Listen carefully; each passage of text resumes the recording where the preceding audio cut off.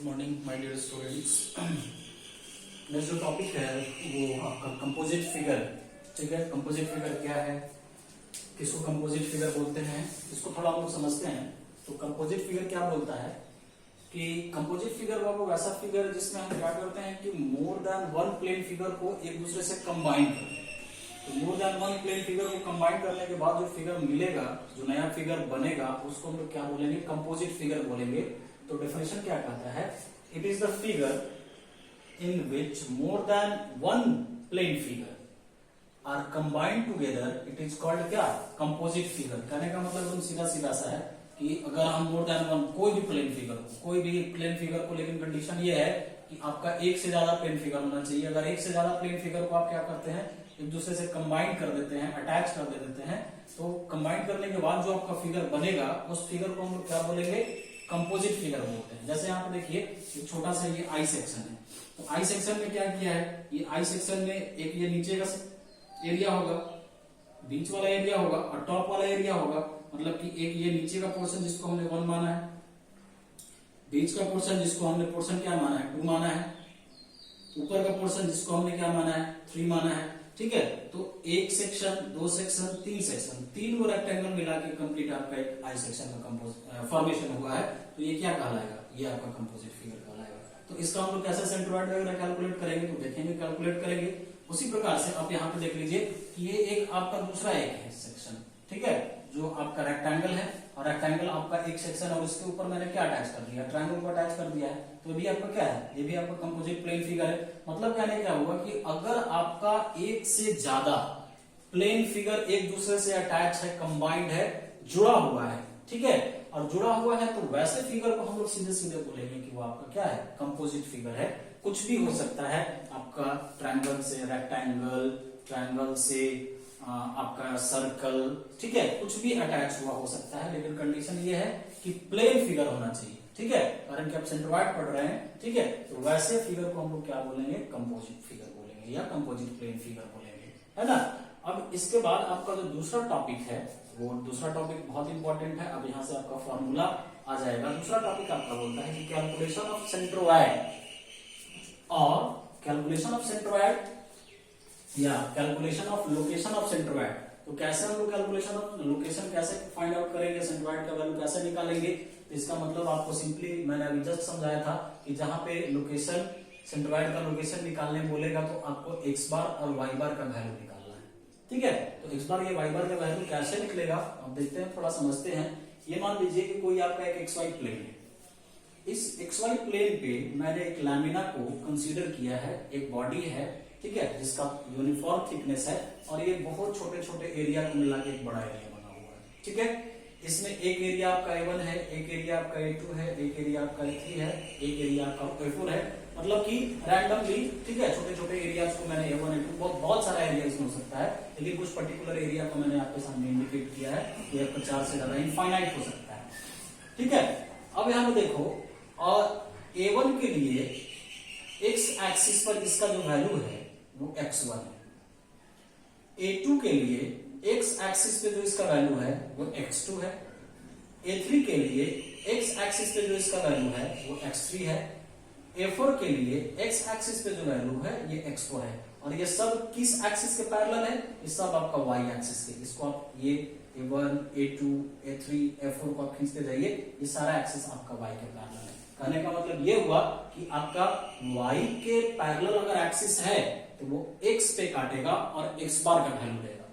ठीक है, और a जो है, a आपका ये क्या है, ये लोकेशन ऑफ सेंट्रोइड है। मतलब कि ये x बार है, ये एरिया को, ये एरिया को, ये एरिया को, ये एरिया को सब मैंने सेंटर पे कंसीडर कर लिया है। उसी प्रकार से क्या है कि जो आपका सेंटर वाला एरिया है उसका जब ये x एक्सिस के पैरेलल लाइन खींचा, x एक्सिस के पैरेलल, ये जो एक्सिस है ये x एक्सिस के पैरेलल लाइन है और ये किसको काट रहा है, y एक्सिस को इंटरसेप्ट कर रहा है। ठीक है, तो यहाँ पे y एक्सिस को इंटरसेप्ट किया। ठीक है, तो यहाँ से लेके यहाँ तक के बीच की दूरी, जो सेंटर का एरिया है वो क्या हो जाएगा, y बार हो जाएगा। उसी प्रकार से A1 के लिए y1 हो गया, A2 के लिए y2 हो गया, A3 के लिए y3 हो गया और A4 के लिए y4 हो गया, करस्पॉन्डिंग टू कहां, वाई एक्सिस, ठीक है। और ये वाई एक्सिस के जब आप करस्पॉन्डिंग लिए तो वो किसके पैरेलल है, एक्स एक्सिस के पैरेलल है। तो एकदम सिंपल सा बात, बार बार मैंने बोला है कि जब आप वाई एक्सिस के पैरेलल लाइन ड्रॉ करोगे तो वो एक्स एक्सिस को काटेगा और वो सेंट्रोइड देगा एक्स एक्सिस पे।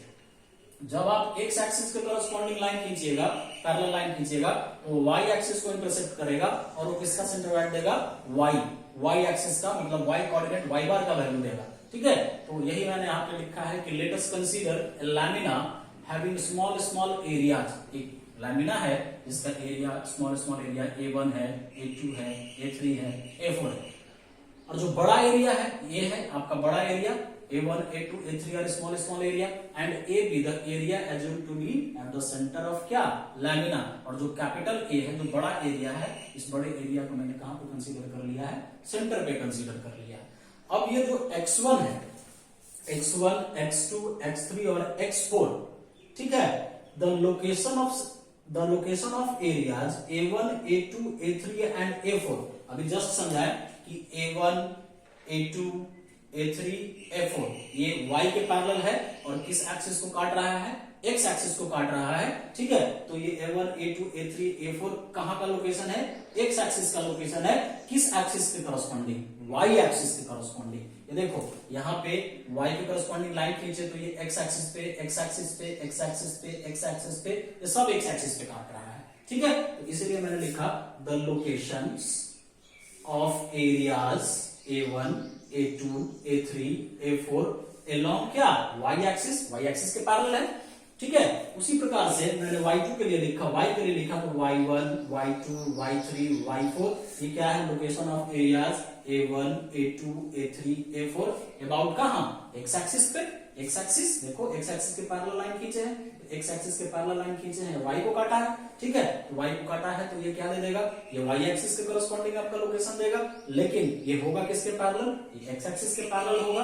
और जो आपका x बार है ये location of centroid corresponding to क्या, y एक्सिस। ये जो x बार है ये y एक्सिस के क्या है, पैरेलल है। और ये y बार कहने का मतलब क्या हुआ, location of centroid about x axis. x axis के अबाउट मैंने लाइन को खींचा तो किसको काटा, ये y एक्सिस को काटा। तो कभी भी आप सेंट्रोइड निकालेंगे, ठीक है, तो x बार कहने का मतलब y एक्सिस के लॉन्ग और y बार कहने का मतलब x एक्सिस के लॉन्ग, ठीक है। ये बात एकदम दिमाग में आप डाल लीजिए। अब हम लोग कैसे इस x बार और y बार के वैल्यू को कैलकुलेट करेंगे, तो अब यहाँ पे देखो, करना इसमें कुछ नहीं है, ज्यादा इसमें नहीं है। हम लोग जितना एरिया है, एरिया 1, एरिया 2, एरिया 3, एरिया 4, सब का मोमेंट हम लोग कैलकुलेट कर लेंगे। और मोमेंट कैलकुलेट करने के बाद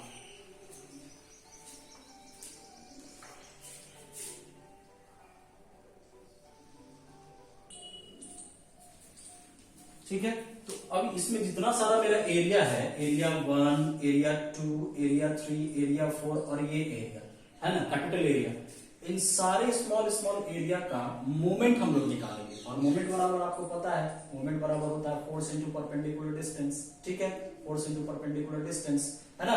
तो ये जितना स्मॉल स्मॉल एरिया है A1, A2, A3, A4 ये सारा का मोमेंट निकाल के, स्मॉल स्मॉल एरिया का मोमेंट निकाल के जोड़ देंगे और वो मोमेंट किसके बराबर हम लोग कर देंगे, जो मेरा कैपिटल टोटल एरिया है उसके मोमेंट के बराबर। कहने का मतलब कि मोमेंट एरिया 1 के लिए, मोमेंट एरिया 2 के लिए, मोमेंट एरिया 3 के लिए और मोमेंट एरिया 4 के लिए x एक्सिस के करस्पॉन्डिंग और y एक्सिस के करस्पॉन्डिंग निकालेंगे।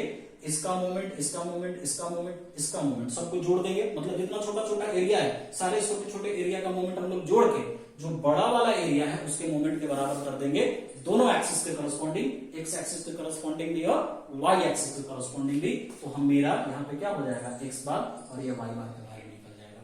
तो जब हम x एक्सिस के करस्पॉन्डिंग जाएंगे तो इसके लिए परपेंडिकुलर डिस्टेंस y होगा, और जब हम y एक्सिस के करस्पॉन्डिंग जाएंगे तो इसके लिए परपेंडिकुलर डिस्टेंस में क्या हो जाएगा, x हो जाएगा, है ना। तो एकदम सिंपल सा बात है। तो हम यहाँ पे कर क्या रहे हैं कि जो मेरा फोर्स है, फोर्स को हम लोग एरिया से सिर्फ रिप्लेस कर दे रहे हैं, कारण कि सेंट्रोइड में हम लोग एरिया का ही बात करते हैं, ठीक है। तो एरिया ही इंक्लूड होगा, एरिया ही इसमें सिग्निफिकेंट होगा। तो यहाँ पे हम लोग लिखेंगे कुछ इस तरीके से, calculation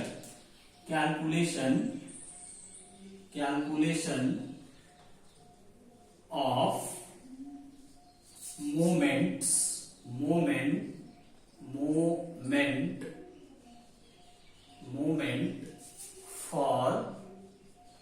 for small areas about y-axis, about small areas A1, A2, A3 and A4 along y-axis। ठीक है, तो y-axis के लिए पहले हम लोग मोमेंट निकालेंगे, तो लिखेंगे मोमेंट अबाउट y-axis। ठीक है, तो y के लिए परपेंडिकुलर डिस्टेंस कौन हो जाएगा, x। तो इसके लिए क्या हो जाएगा, फोर्स बराबर मोमेंट बराबर फोर्स इंटू परपेंडिकुलर डिस्टेंस, और फोर्स को हम लोग रिप्लेस कर रहे हैं किससे, एरिया से। तो एरिया 1 x1, सारे छोटे छोटे एरिया को निकाल लेना, सारे छोटे छोटे एरिया का moment A2 x2, A3 x3, A4 x4, इसको हम लोग मान लेंगे इक्वेशन नंबर 1। ठीक है, फिर मैंने बोला कि बड़े वाले एरिया का मोमेंट निकालना है, तो यहां लिखेंगे नाउ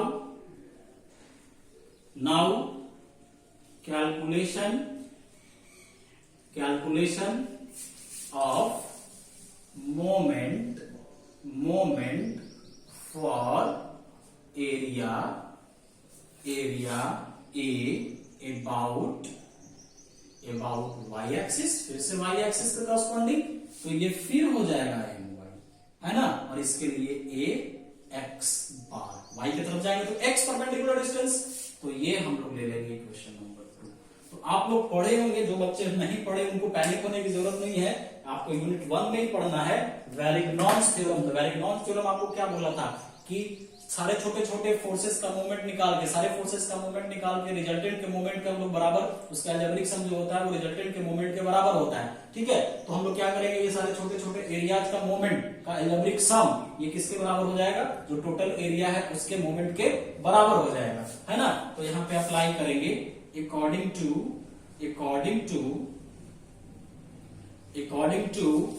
वेरिग्नॉन्स थ्योरम। तो वेरिग्नॉन्स थ्योरम में क्या पढ़ा है, ठीक है, तो ये मोमेंट इस मोमेंट के क्या हो जाएगा, बराबर हो जाएगा, या आपको भी नहीं क्लियर हो रहा है। ठीक है, तो ये मोमेंट है और ये मोमेंट है, दोनों मोमेंट आपका y एक्सिस के करस्पॉन्डिंग है। तो जब ये मोमेंट y एक्सिस, ये भी मोमेंट y एक्सिस के करस्पॉन्डिंग, तो दोनों इक्वल है, तो ये दोनों भी आपका क्या हो जाएगा, इक्वल हो जाएगा। लेकिन हम यहाँ पे वेरिग्नॉन्स थ्योरम ऑलरेडी पढ़े हुए मैकेनिक्स में, इसलिए यहाँ पे मैंने लिखा कि हमने वेरिग्नॉन्स थ्योरम का अप्लाई यहाँ पे किया है। ठीक है, तो अब यहाँ पे हम लोग लिखेंगे ax बार। तो ax बार बराबर क्या हो जाएगा, a1 x1 plus a2 x2 plus a3 x3 plus a4 x4, है ना। तो अब यहां से हम लोग x बार का वैल्यू निकाल लेंगे, तो ये हो जाएगा a1 x1 plus a2 x2 plus a3 x3 plus a4 x4 by a। ठीक है, ये क्या है, टोटल एरिया है। तो वेयर हम लोग ऐसे भी लिख सकते हैं, where a is equal to a1 plus a2 plus a3 plus a4 up to so on. ठीक है, अप टू आगे तक। तो यहां पे हम लोग इसको ऐसे भी लिख सकते हैं, ये आपका एक फॉर्मूला हो गया, इसी फॉर्मूला पे आपका न्यूमेरिकल्स बनेगा। तो फॉर्मूला में क्या क्या है, सिर्फ आपका x और एरिया का रिक्वायरमेंट होगा। तो यहां पे हम लोग इसको ऐसे लिख सकते हैं, summation ai xi by a, capital A। ठीक है, अब कैपिटल A कहने का मतलब, या यहां पे हम ai ही लगा देते हैं। ठीक है, तो ये ai कहने का मतलब क्या हुआ, टोटल एरिया हो गया, है ना। ये एरिया, ये small area a1 plus a2 सब जोड़ देंगे, वो किसके बराबर हो जाएगा, कैपिटल एरिया के बराबर हो जाएगा। तो ये x बार निकल गया। ठीक है, ये बहुत इंपॉर्टेंट फॉर्मूला है। अब जितना क्वेश्चन बनेगा ये इसी पे बनेगा, तो उसमें हमको एरिया, हर एक सेक्शन का एरिया चाहिए और हर एक सेक्शन का कोऑर्डिनेट चाहिए, x की तरफ, x की तरफ, x की तरफ, x की तरफ। ये निकल के आया x की तरफ, उसी प्रकार से हम लोग निकालेंगे कहां, y की तरफ। तो तो y की तरफ चलिए, y की तरफ इसको कैलकुलेट कर लेते हैं थोड़ा।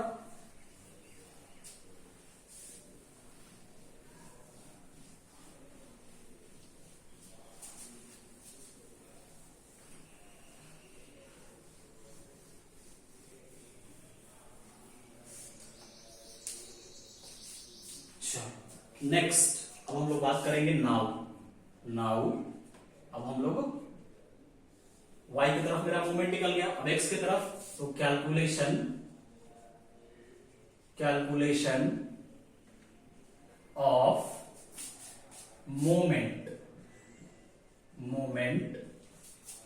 Moment for small area A1, A2, A3 and A4 about x axis. ठीक है, तो x एक्सिस के करस्पॉन्डिंग हम लोग निकालेंगे, तो मोमेंट अबाउट x एक्सिस लिखेंगे और अब ये हो जाएगा x की तरफ y, A1, Y1, A2, Y2 plus A3, Y3 plus A4, Y4 और होगा तो और एरिया इंक्लूड हो जाएगा, लेकिन हम 40 तक लेके चले हैं, इसको हम लोग लेंगे इक्वेशन नंबर 3। ठीक है, फिर हम लोग निकालेंगे बड़े वाले के लिए calculation of moment for area A. बड़े वाले के लिए तो ये क्या हो जाएगा, बड़े वाले के लिए एक्स एक्सिस की तरफ A for area a along x axis है ना, तो ये हो जाएगा ए वाई बार, है ना, ये इक्वेशन नंबर 4। तो फिर ये एक्स की तरफ मोमेंट, ये एक्स की तरफ या वेरिग्नॉस थ्योरम, तो यहां पे लिख देंगे अगेन बाई वेरिग्नॉस थ्योरम। तो फिर से वेरिग्नॉस थ्योरम से चलेंगे, तो वेरिग्नॉस थ्योरम से क्या हो जाएगा, फिर आप देख लीजिए ये हो जाएगा ए वाई बार, तो ए वाई बार बराबर A1, Y1, A2, Y2, A3, Y3, A4, Y4। तो यहां से y बार का जो वैल्यू निकल के आएगा ये हो जाएगा A1, Y1, A2, Y2, A3, Y3, A4, Y4 by A, और A आपका क्या है, फिर से A1 plus A2 plus A3 plus A4, जितना सारा एरिया होगा टोटल एरिया, तो यहाँ पे हम लोग लिख देते हैं, फिर से लिख देंगे वेयर A बराबर है आपका A1 plus A2 plus A3 plus A4, या इसी को हम लोग लिख सकते हैं y bar is equal to sigma AI YI by AI, I बराबर 1 से I बराबर n तक। तो यही आपका x बार और y बार का वैल्यू निकलेगा। तो हर एक दोनों फॉर्मूला में आप देख लीजिए, इस फॉर्मूला में देख लीजिए और इस फॉर्मूला में देख लीजिए, चाहे कितना भी सेक्शन होगा वो सेक्शन का हमको एरिया निकाल लेना है, सारे सेक्शंस का एरिया निकाल लेना है, और एरिया निकाल देने के बाद हमको क्या कर देना है, एक्स कोऑर्डिनेट और वाई कोऑर्डिनेट, उस सेक्शन का एक्स कोऑर्डिनेट और उस सेक्शन का वाई कोऑर्डिनेट निकाल के इस फॉर्मूला पे पुट कर देना है, तो मेरा ये क्या निकल जाएगा, एक्स बार का वैल्यू निकल जाएगा, और ये फिर आपका क्या निकल जाएगा, वाई बार का वैल्यू निकल जाएगा, और एक्स बार वैल्यू वाई बार वैल्यू निकल जाएगा। तो हम लोग न्यूमेरिकल मेरा सॉल्व हो जाएगा। ठीक है, अब इसके बाद एक छोटा सा और टॉपिक्स है, जो छोटा मोटा फॉर्मूला आएगा, वो फॉर्मूला मैं आपको बता दूंगा, ये मेन फॉर्मूला है, आपको उसको भी दिमाग में रखना है। ठीक है, वो सारा मैं आपके सामने लिख दूंगा, और इसके बाद ये टॉपिक फिनिश हो जाएगा, उसके बाद हम लोग न्यूमेरिकल्स करेंगे। Thank you.